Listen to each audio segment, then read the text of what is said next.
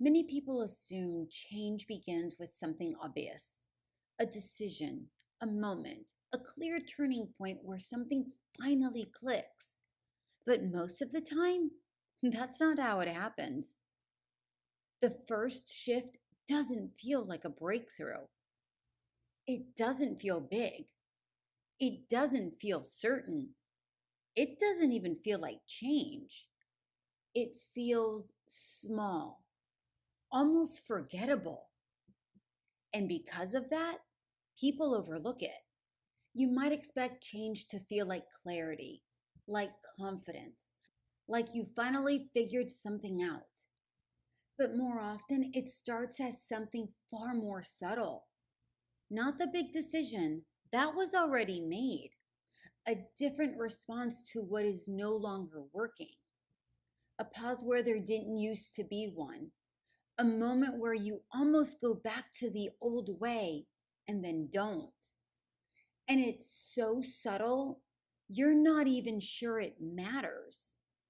So you move past it, you dismiss it, you wait for something bigger, for something that stands out. Here's an example of how it could show up. Someone asks you for something you don't really have the energy for. Normally, you would say yes, automatically, without thinking, because that's who you've been. Reliable, available, easy to count on. But this time, you pause. And instead of saying yes right away, you say something like, "Let me get back to you." That's it. You didn't say no. You didn't set a perfect boundary. You didn't explain yourself thoroughly. You just paused. And it feels so minor, you might think it almost doesn't count. There is a pattern people fall into here. They think change is something you realize instead of something you practice. So they wait. They wait for the moment where it feels obvious, where it feels strong enough, where it feels different enough to count as something real. But that moment doesn't usually come first because real change doesn't begin with intensity. It begins with repetition, with breaking a pattern once, then twice, thrice, and so on until it becomes easier to do. There's a concept in psychology called behavioral activation. It's the idea that action doesn't follow motivation, it creates it, not the other way around. Here's a simple way to explain this. You don't feel like going for a walk.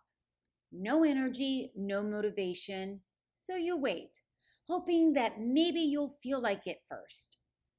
But nothing changes. Now let's flip it. You go anyways. Just around the block, nothing intense. At first, it feels like effort. But a few minutes in, your body starts to wake up. Your mood lifts. And then when you're done, you feel better than when you started. Not because you were motivated, but because you moved. The action came first. The motivation followed. And here's the part people don't realize. The reason it feels like nothing is happening is because you're still expecting change to feel different. But truly, they feel insignificant. They feel disconnected. They feel like they're not enough to matter. But they are. So you might do something different once, maybe twice, and then stop. Because it doesn't feel like anything changed. You didn't feel more confident. You didn't feel more certain. You didn't feel different. So your mind tells you, well, that didn't work. And if you repeat that to yourself over and over, you start to believe that. Then you say to yourself, what's the point? And you go back to the pattern habit you were trying to break. Here's another example. You're in a conversation. Normally, you would agree. Keep things smooth, avoid tension. But this time, you say something slightly more honest, not confrontational, not aggressively, just a little more direct than usual. And afterward, you replay it in your head, wondering if it was too much, if you should have just stayed quiet because it didn't feel like confidence. It felt uncomfortable. But this is where most people misunderstand the process because change doesn't have a spotlight in the beginning. It doesn't feel like there's anything happening. It doesn't feel like progress. It feels like effort, repetition, and inconsistency. And because it feels like effort, people assume it isn't working.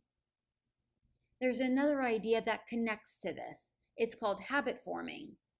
What you repeat becomes familiar. What becomes familiar starts to feel normal, and what feels normal starts to feel like you.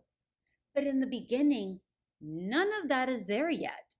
You're still in the part where everything feels slightly off, where the action doesn't match your identity yet, where the shift hasn't occurred yet. Another example, you reach for something you always do. A habit, a distraction, a way you've learned to cope. And for a second, you notice it. You didn't even stop yourself completely. You just hesitate. Maybe you still do it. Maybe you don't. But for the first time, there's an acknowledgement. And again, it feels like nothing. But this is the tension. In the beginning, there's a gap between what you're doing and what it feels like. You're doing something different, but it doesn't feel like you. You're moving forward, but it doesn't feel like progress. And that's where it starts to feel frustrating because sometimes you're doing the same thing over and over without anything to show for it. And that gap between action and identity is usually where people stop. That discomfort is what psychologists call cognitive dissonance.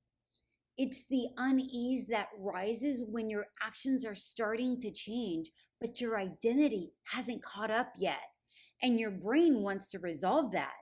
The fastest way to do that is for it to go back to what feels familiar, because familiar feels safe, even when it's not what you actually want anymore.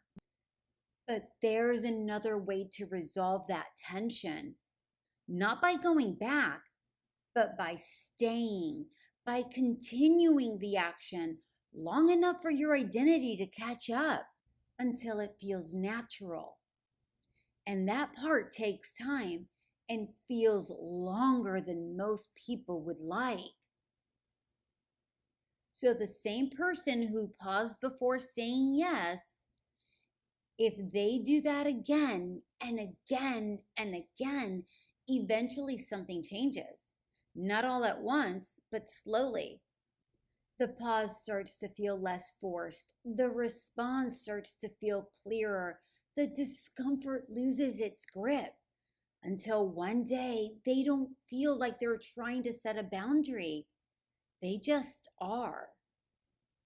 And that repetition is inconspicuous. It looks like small decisions, small interruptions, small shifts in behavior that don't feel significant on their own, but they are. So you have to stay through that discomfort. Speaking honestly, even when your voice feels uncertain, continuing to pause even when it feels awkward, continuing to choose differently even when it doesn't feel like it's working. In the earlier part of this series, we talked about leaving, stepping out of patterns, questioning what used to feel normal. Then we talked about realizing the pattern itself, seeing it clearly, understanding it. But this part, this is where change actually begins. Not in the leaving, not in the understanding, although those parts are important, but in the repetition of something new. So if things feel small right now, if it doesn't feel like anything has really changed, that doesn't mean nothing is happening. It might mean you're at the beginning where things don't feel solid yet, where progress doesn't feel visible yet, where you're still in the part that people usually don't talk about because it doesn't look like transformation. It just looks like trying. And trying without immediate feedback, without a clear sense of progress, can feel frustrating because there's nothing to point to. No clear before and after, no obvious shift. Just small moments that feel easy to dismiss. But those small moments are where everything starts. Not because they feel powerful, but because they're repeated. And over time, that repetition builds something until one day, what once felt unfamiliar starts to feel like something you recognize. And again, it doesn't happen all at once. It happens because you stayed with something long enough for it to take shape. Here's your sip of the day. Not everything that matters will feel like it's working. It won't feel like change. It will feel like effort. And before we close, if Caffeine and Clarity has felt like a steady place for you, you're always welcome to subscribe or leave a comment. You can click the support link and buy me a coffee or pick yourself something up at the shop. Both links are in the description. But mostly, I'm just really glad you're here. That concludes the Shoreline series. Next week, we'll dive into something new. Let's find out together. See you there.